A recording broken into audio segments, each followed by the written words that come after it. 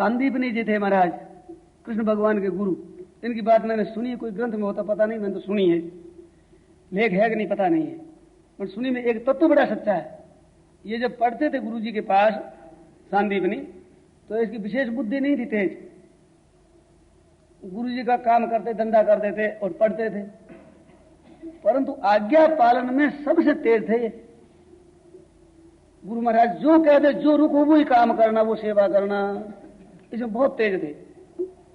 तो महाराज ने कई दफे परीक्षा करी, परीक्षा करने में उत्तीर्ण हुआ। तो महाराज ऐसी आज्ञा दी उनको। एक दिन क्या किया कि विद्यार्थी गए थे बाहर, वे लौट रहे थे, सांदीपनी बैठे थे। गुरु जी ने कहा सांदीपनी, हाँ महाराज, ये लड़का खेलता नहीं, कुएं में डाल दे।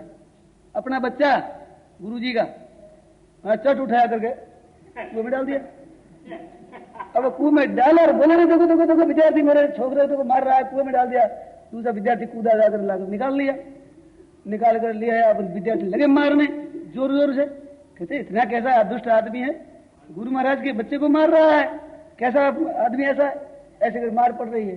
तू नहीं बोले कि गुरु जी ने कहा था, सफाई तक नहीं दी, सब मार सह लिया, अपमान सह लिया। छुड़ा दिया गुरु जी के, जाए छोड़ दो, मारो मत, छोड़ दिया। अब कई दिन महीने बीते, उनके बाद में एक दिन गुरु जी ने कहा सांदीपनी, कहते तू अपना घर है ना, इसके पीछे आग लगा दे। जो हुक्म महाराज।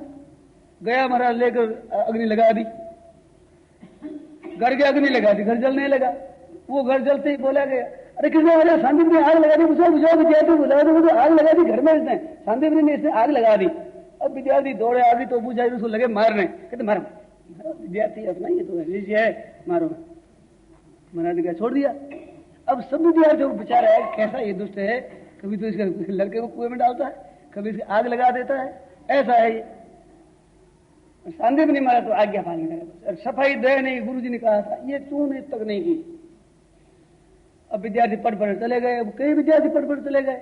अब जब शरीर बीमार हुआ गुरु जी का, और कहा भाई बीमार है, तो विद्यार्थियों को बुलाओ, जो हमारे पास पढ़े हैं, जो जितने जीवित है, जो विद्यार्थी हैं, सबको बुलाओ, हम जा रहे हैं। विद्यार्थियों को बुलाओ, सब विद्यार्थियों को बुलाया। विद्यार्थी अपने भेंट लेकर के और व्यस्त बन गए, काम धंधे में लग गए थे, सब ले लेकर भेंट पूजा आए सभी। अब आया, आओ बेटा, आ गए सब, हाँ महाराज हाजिर हैं।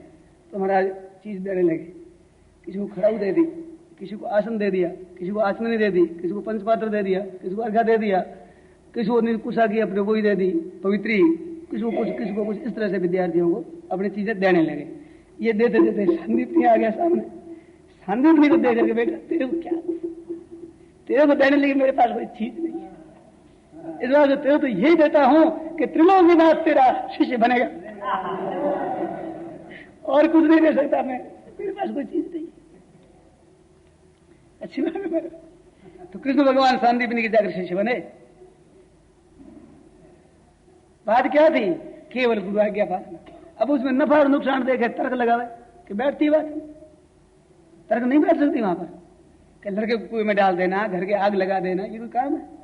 तो गुरु महाराज कह रहे हैं वचनों की तरफ ध्यान है। क्या कह रहे हैं? उन वचनों की तरफ ध्यान, केवल उनकी तरफ ध्यान है। बस वो कह रहे हैं, वो रुक है, ठीक है। अब इसका नतीजा क्या होगा, होगा जो हो जाएगा, उसकी कोई चिंता नहीं। इस तरह से जो गुरु भक्त होता है, रुपयों का दिया तो कल्याण करेगा, तो रुपया करेगा, गुरु जी कैसे करेंगे? दोनों को तोल कर देखो, तुम्हारे हृदय में जिसका महत्व है वो तुम्हारे काम आएगा, रुपये काम आ जाएंगे।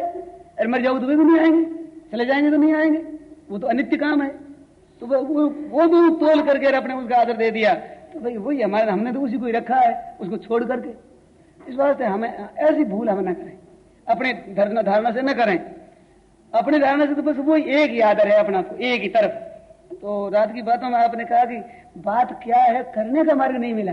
बातें तो मिली, पर करने का मार्ग, तो करने के मार्ग, ये बात हमने सुनी है भाई, अच्छे संतों से, महात्माओं से ये बातें मैंने सुनी है। ऐसे ऐसे उदाहरण कई सुने हैं मैंने, कई तरह के उदाहरण सुने हैं, और कुछ देखने में भी आती है ऐसी बातें। जो गुरु महाराज की कृपा हुई है जिन विद्वानों पर, नारायण स्वामी जी महाराज थे, मैंने दर्शन किए हैं, और दर्शन नहीं किए, मेरे विद्या गुरु जी के विद्या गुरु थे, वो ये दादा गुरु होते हैं ऐसे, बड़े अच्छे संत थे।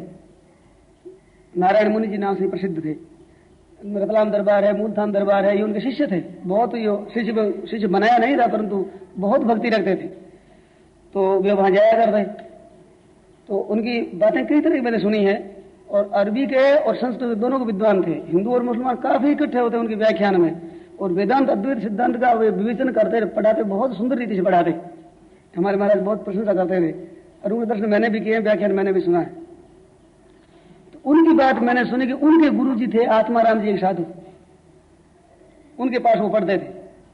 तो पढ़ते थे तो आत्माराम जी की थी दमे की शिकायत, तो सेवा करते, जब दम नहीं फूलता ठीक रहता तब गए अलाओ नारायण आजा बेटा पढ़ लो, वे कहते तब पाठ होता और नहीं तो सेवा में ही रहती। तो दमे वाला बोल नहीं सकता ज्यादा, जब शांत रहती है तब बोल सकता है वो, तब वो जब पढ़ाते तब पढ़ते। फिर कहते बेटा तुम आप ही पढ़ो, आपसे आप ही पढ़ो। इतने नामी विद्वान हो गए नारायण स्वामी जी महाराज। दक्षिण में वहां गए थे, ज्योतिष का अभ्यास नहीं था, एक ज्योतिषी मिला, उसने कहा महाराज हमें ज्योतिष में कुछ पूछना है आपसे। तो नारायण स्वामी ने कह दिया भाई हमारे पुस्तक पहले रख दो मेरे पास, मैं देख लूं फिर पूछ लेना। पुस्तक रात में रखा, रात में पुस्तक देख लिया, सुबह पूछे, उन प्रश्नों का उत्तर दे दिया। चकरा गए वो पंडित कि बाबा जी वो ज्योतिष का ज्ञान नहीं, इतनी ज्योतिष की बात पुस्तक देख करके इतना बात कर ली रात रात में, आश्चर्य आया उनको। तो ऐसी विलक्षण बुद्धि उनकी थी। गुरु महाराज का आशीर्वाद था कि तुम पढ़ो, तो पुस्तक पढ़ो, पढ़ने की जरूरत तुम पढ़ो। तो ऐसे गुरुजनों की कृपा से विलक्षणता आती है। एक कनफटा कृष्णानंद थे, उनकी बात हमारे गुरुजी महाराज सुनाया करते। बहुत न्याय में बाधांत न्याय पढ़ा हुआ, नामी विद्वान, नवद्वीप में पढ़ा हुआ, नवद्वीप में विजय करी और बहुत बुद्धि तीक्ष्ण। और गुरु जी से कहा शास्त्रार्थ कर लो मेरे से, अब कौन तेज होता है। तो गुरु जी ने जा कुत्ते के गोपाल एकदम भोंगता ही फिरेगा यूं कह दिया। यहाँ महाराज कनकल में रहने वाले केशवानंद जी भारत भूषण महामहोपाध्याय माने जाते, निराकार मीमांसा दर्शन लिखा जिन्होंने, उनके सामने आया शास्त्रार्थ करने के लिए कि आपसे शास्त्रार्थ करूंगा। ये प्रसिद्ध थे साधु, उस समय साधु बादशाह की तरह थे। तो पहुंचा पास में, शास्त्रार्थ सुन रखा था कृष्णानंद है, इन्होंने बात तक नहीं, निकलो कुत्ते की खोपड़ी है, कौन से माथा पच निकलो, तिरस्कार कर निकाला। अगर बोले तो महाराज वो जब भी झाड़ दे, इतना विद्वान और बोले तक बात तक नहीं की और तिरस्कार हुआ। जहां गुरु जी का अपमान हुआ वो विद्या शब्द निष्फल हुई, और गुरु जी का आदर सत्कार हुआ, छोटी थोड़ी विद्या, थोड़ी बात बहुत विलक्षण हुई, ऐसे मैंने देखी है और बहुत सी बातें ऐसी सुनी है। तो ये जो अपना भाव होता है ना भीतर का, वो भगवान कृपा करते हैं। लौकिक बातों में ऐसी होती है, अलौकिक में हो जिसमें तो संदेह ही क्या है, भगवान की कृपा और प्रभु के चरणों का आश्रय है। इस बात उसके चरणों का आश्रय है। रात से बताया रहा है भाई उनके चरणों की रज्जी का लेना क्या है, तो चरणों की रज्जी का लेना वो भी ठीक है, लेकिन असली चरणों के रज्जी का सेवन करने का तात्पर्य उनसे छोटे से छोटा अपना बन करके रहे, वह अभिमान न करे। हम तो भाई चरणों की रज्जी के विराज है, मेरे शरण राम की पन ही जूती हमारे तो शरण, उस जूती के हम तो दास है। ये बिल्कुल यही रज्जी है, साफ हो गई रज्जी, उस चरणी का रज्जी लेना है। और वैसे अगर गुरु महाराज मनाने का तो उसके लेने के लिए शास्त्र में आता ही है, बिना महत्पादर जो विषेकम आता ही है। पर असली लेना वो है, उनकी प्रसन्नता किस बात में, वे राजी किस बात में है, वे मन से क्या चाहते हैं, इस बात की तरफ ध्यान दें, फिर हमारी उन्नति होगी, इसमें संदेह नहीं। पालन हम नहीं कर सके, पूरा न कर सके तो हमारी तो त्रुटियां रहती हैं। हमारी त्रुटियों की तरफ अगर वे देखें तो बड़ी मुश्किल हो जाएगी। रात जैसे बताया था ना, उनको कहे हम महाराज कृपा करो, तो वो कृपा करो कहना भी उनका निरादर है। कृपा करो का अर्थ यही है कि उनको कृपालु हम नहीं मानते हैं, तो हम नहीं मानते हैं, परंतु हम नहीं जानते हैं, इस बात को वे जानते हैं। वे जानते हैं कि ये जानता नहीं, इस बात गुस्सा थोड़े करेंगे।